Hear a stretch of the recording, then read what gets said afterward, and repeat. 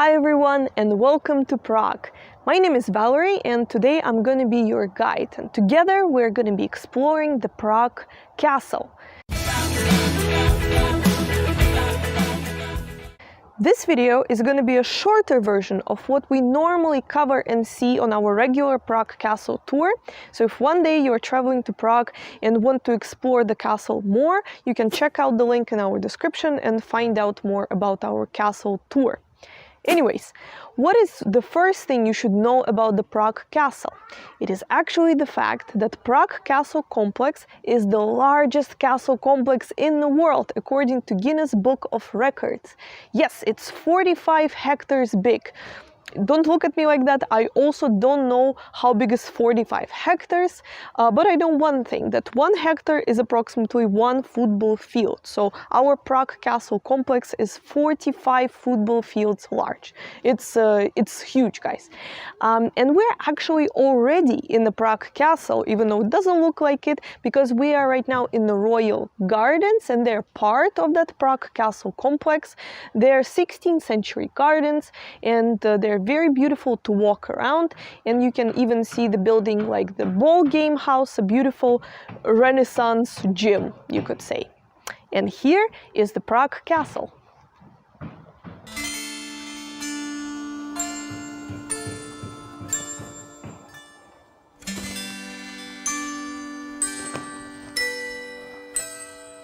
Actually, one question that we get a lot on our Prague Castle tour is, where is the Prague Castle? I don't see it. It doesn't look like a castle to me. I don't know about it, but if we look over there, we can see some defense walls. We can see also the defense tower and the moat, which are pretty typical features of medieval castles. But I get it.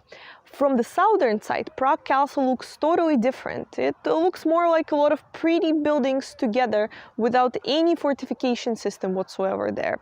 The reason for that is the age of the castle. It has been standing here for more than 1000 years, and through that time, it has undergone a lot of changes. Take a look, for example, at the picture here. This is how Prague Castle looked like in 10th century. Nothing much, just a couple buildings, pretty empty, surrounded by a very simple defense wall. And then the same castle, but in 15th century. Well, this looks like a castle. And then in 17th and 18th century, a lot of castles would lose their defensive values. And against the modern means of warfare, new fortresses were appearing, like this one, for example, here. So a lot of old castles, including the Prague Castle here, slowly but surely started to lose their walls and towers until they looked like this. But let's go and explore the Prague Castle.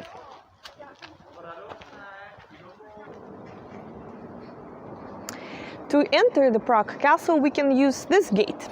So for that we will have to cross the bridge. It's called Powder Bridge, after the Powder Tower that you can see over there. So let's come a little bit closer.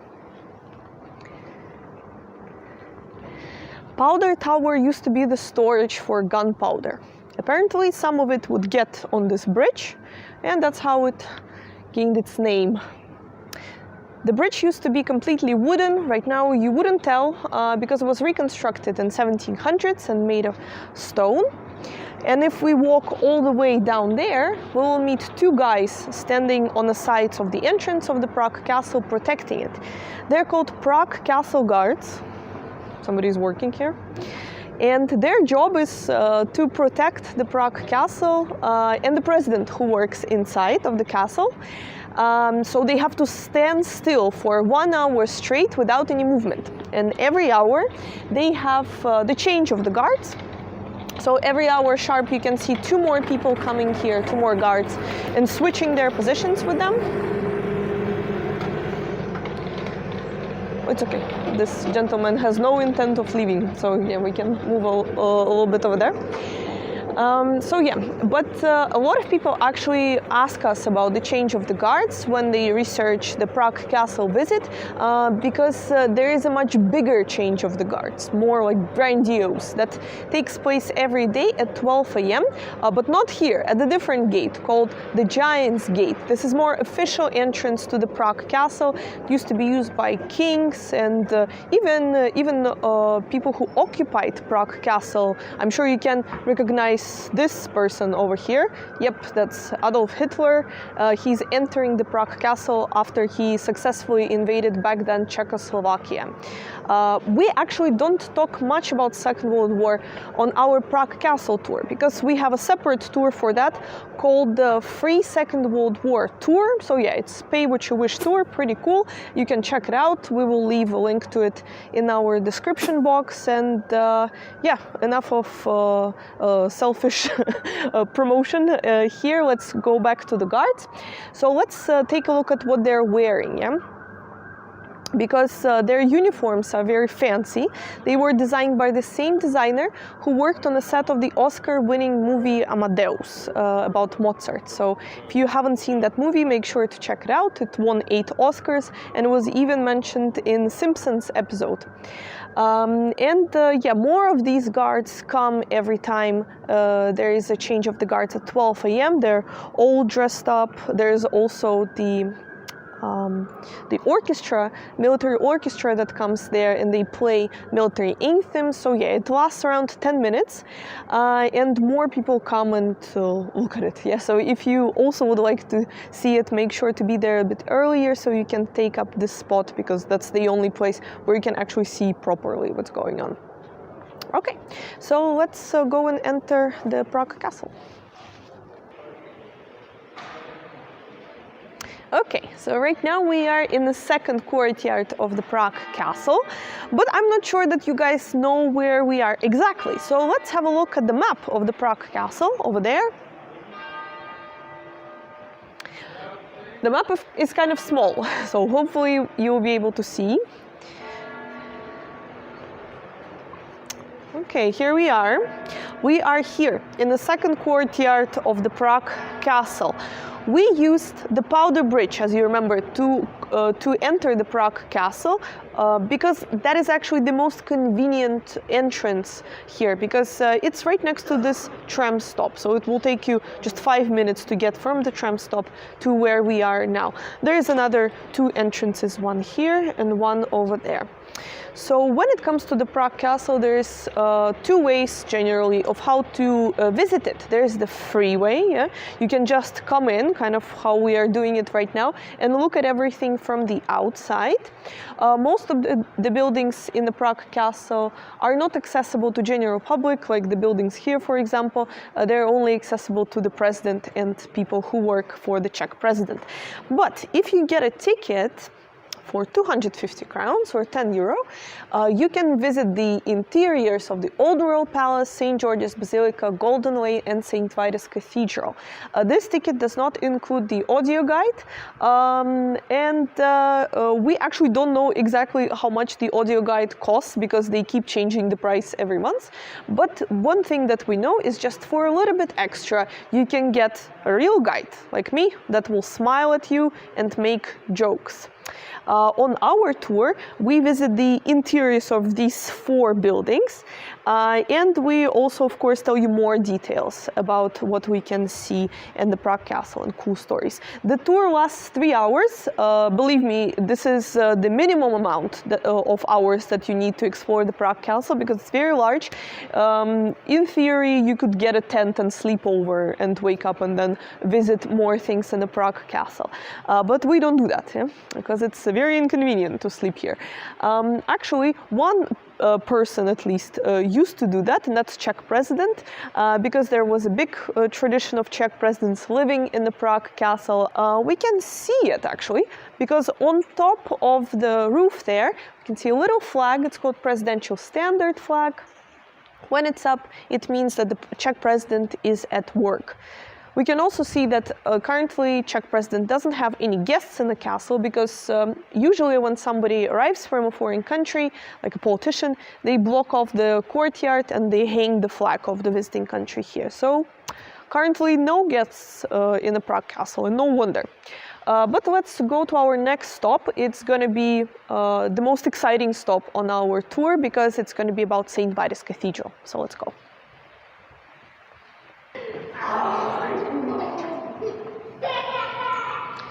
So now when we exit, look up.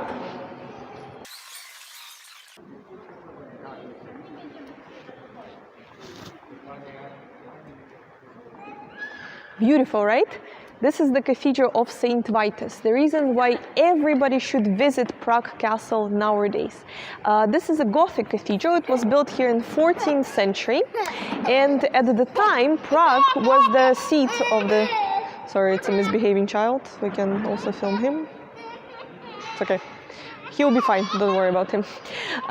So at the time the cathedral was being built, Prague was living through its golden age. It was the seat of the Holy Roman Empire, and its king, Charles IV, the most famous Czech individual who grew up in France, decided to spice it up here a little bit and add some proper Gothic to the city. And if you look up, you will see his statue over there. That's him wearing a crown, and right opposite from him is another person called Ernst of Pardubice. He was the archbishop, the first archbishop of Prague. So these two statues, they sort of represent two powers, the power of the state and the power of the church. But both of these individuals were present when they laid the first foundation stone of this cathedral in 1344. How long do you think it took us to finish it? Well, it was actually around 600 years, 585 to be exact. Why so long? We had many breaks involuntarily during the construction of this cathedral, and it was finally finished in 1929. But what else happened in 1929? The crash on Wall Street, the Great Depression, and later the beginning of the Second World War, and in the case of this country, the beginning of communism. So yeah, don't blame us for not finishing this cathedral on time. And if you look over there, you can even see some statues are still missing. So let's just say we're still working on it. Okay, let's have a look at something else. We'll go over there. Okay, as you can see, the magical change of the wardrobe happened. We are now in the third courtyard. It's always really windy here, so I had to put my coat on, but it's worth it because if we look over there, we can see the most beautiful view of the St. Vitus Cathedral from the southern side. We can see the main tower here and also the back of the cathedral on the right side, which, as you can see, is much, much darker than whatever we saw just a minute ago. That's because the right side of the cathedral is actually the one that was built over or during Middle Ages. And that's where the most important things are stored in the cathedral. So as much as the cathedral looks beautiful from the outside, it's even more beautiful from the inside with interiors. That's where you can see, for example, the tomb of Saint Wenceslas or the heaviest silver sarcophagus in Czech Republic. Also, we can see a part of the old royal palace all the way back there. And in the old royal palace, we have, for example, Vladislav Hall, or we have the defenestration room and window. So all of these things that I just mentioned, you are not able to see if you come and visit the Prague Castle for free. So that's why we suggest you either get a ticket or join our castle tour and explore everything that we've mentioned now. Okay, but we actually can come a little bit closer to the mosaic over there and have a look at it. So what else can we see on the southern side of the St. Vitus Cathedral? Probably the most beautiful decoration here is the Mosaic of Last Judgment, Czech edition. We can see Jesus Christ there, Virgin Mary, and 6 patron saints of Czech lands, and finally John the Baptist. So yeah, it's a Czech version of Last Judgment because these 6 Czech patron saints are part of it. Among them, the most famous one is Saint Wenceslas. He inspired this famous Christmas carol about good King Wenceslas that you can hear playing now. Pretty good. I'm sure a lot of you guys have heard that one before. And Saint Wenceslas is considered to be the main patron saint of not only Czech lands, but also the Czech state.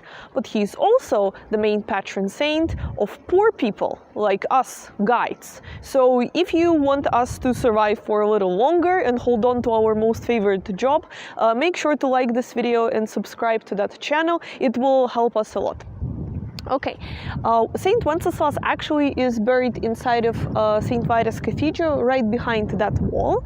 Also here we can see the presidential balcony, which is the balcony that Czech president uses for announcing something important. So let's hear if he will say anything.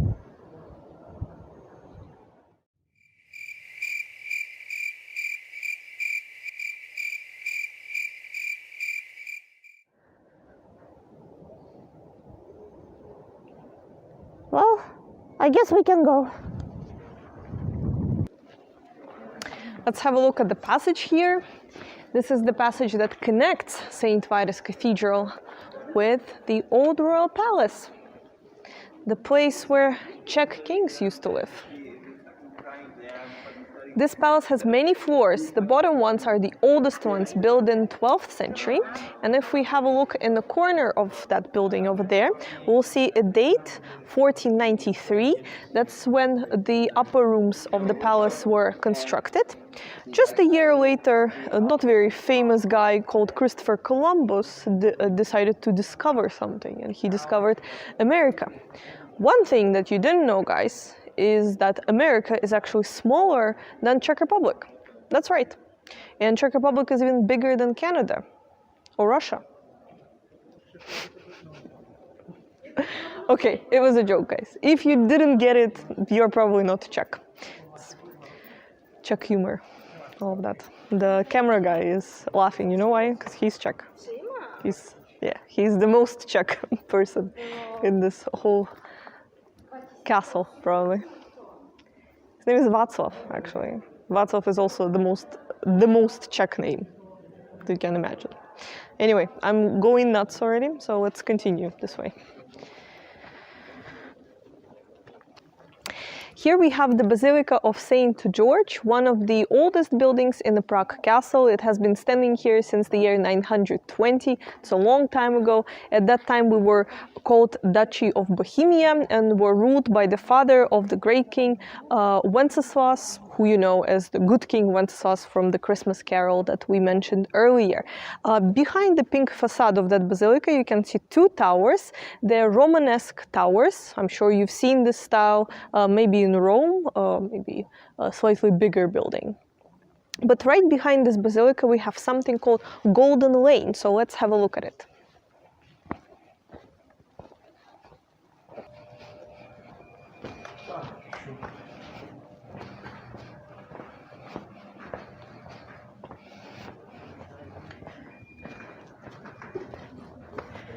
And we're here in the cutest part of the Prague Castle. This is called the Golden Lane. Look around. We have a lot of tiny buildings here. And the history of Golden Lane is very interesting. This is the place where the soldiers used to live. They actually were asked to build their humble dwellings in the arches of the defense wall. So that's why they're so tiny, because they had to fit them inside. But why is it called Golden Lane? Actually comes from the tradition of goldsmiths renting houses here. So the longer version of the name would be Goldsmiths Lane, but it's too long, so we like to shorten it to just Golden. People believed this is where alchemists used to live, because some of the alchemists' goals were to get gold from the mix of basic metals. But we even have a little recreation of the alchemist chamber here. And when you're guys in the Prague Castle, you can have a look at it. And this house, number 22, is the house where Franz Kafka's sister used to live. I'm sure you guys heard of Franz Kafka, very famous writer who was born in Prague, lived here most of his life.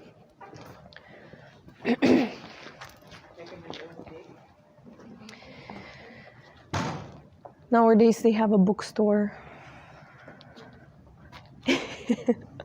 Oh, the camera went crazy over the bookstore.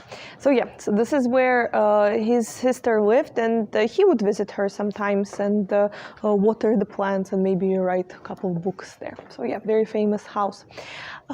But that's it, guys.